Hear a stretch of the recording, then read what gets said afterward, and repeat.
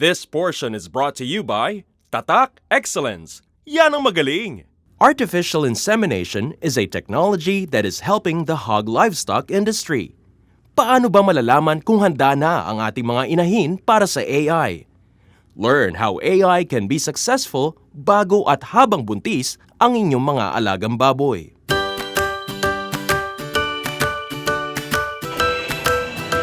Piling-pili ang mga barakong pinagkukuhanan ng similya. Ang mga barakong ginagamit ay kailangang kasama sa top 5% ng entire population ng isang breeding farm. Producers use a formula to identify the best breeder. Nasusukat yan sa bilis ng paglaki nito, the ability to convert food into muscle, at sa taba ng likuran ng baboy o back fat. Kapag nakalculate na ito at ikinumpara sa lahat ng populasyon ng mga barako, ay kukunin ang top 5%. Sila ang mga kukuhanan ng similya for AI.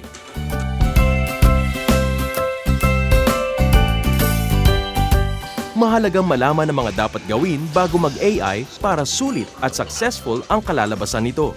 First and foremost is good health.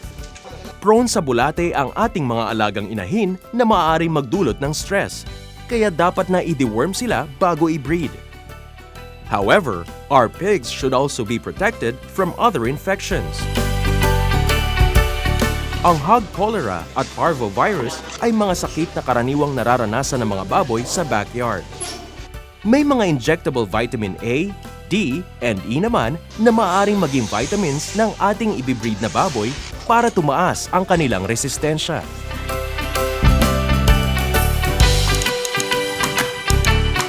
Ang tamang pagpapakain sa mga baboy ay mahalaga para handa sila sa pagbubuntis. But be careful. Proper nutrition for gilts and for sows are two different things. Para sa gilt o dumalagang baboy, grower feeds are fed when they are 3 to 4 months old. Ito ay para masigurong handa ang mga dumalaga para sa pagbubuntis. Para sa sows o inahin naman ay mas marami ang pinapakain dahil sa sanay na itong mga anak.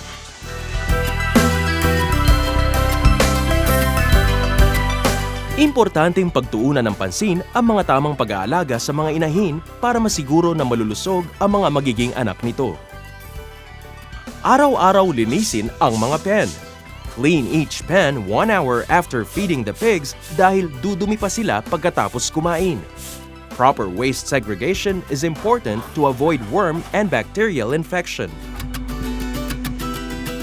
Pwedeng ihalo ang dumi sa lupa bilang pataba.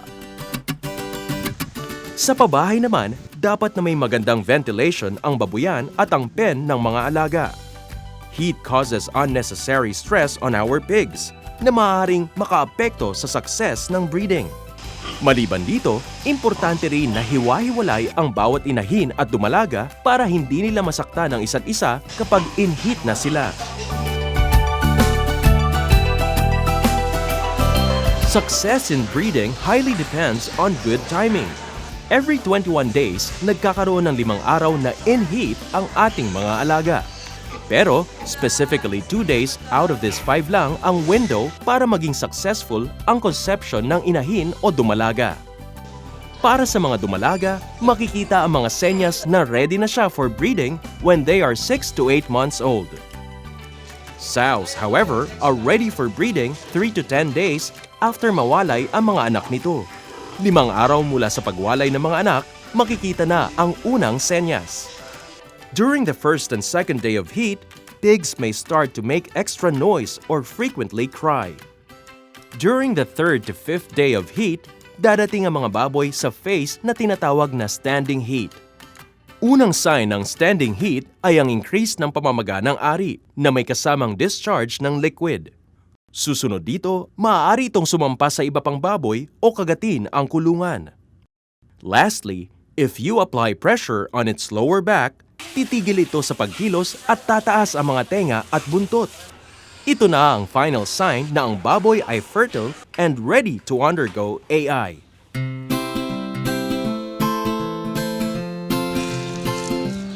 Before administering AI on your pigs, paliguan muna ito at linisin ang pen. Importanteng hugasan rin ang ari nito para siguradong walang bakterya na papasok during the artificial insemination. The technicians will first test if the pigs are really ready. If your pig shows all the signs of standing heat, the technician will then administer AI through a catheter. Lubricant is generously spread on the catheter para siguradong papasok ito na maayos hanggang sa may maiwan na lang na 3 to 4 inches na butal.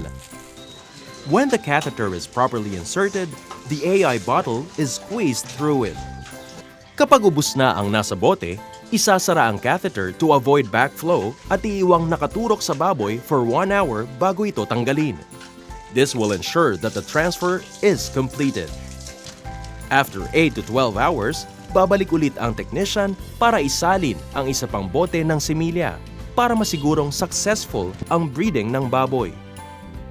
Upon successful fertilization, makikita na ang signs ng pagbubuntis in the next 20 days. Hindi lang dapat sa technology iasa para maging successful sa paggamit ng artificial insemination. Mahalaga rin na bilang mga hog raiser ay matutukan natin ang kondisyon ng mga alaga bago, habang, at pagkatapos magbuntis. Success will come when technology and man work hand in hand.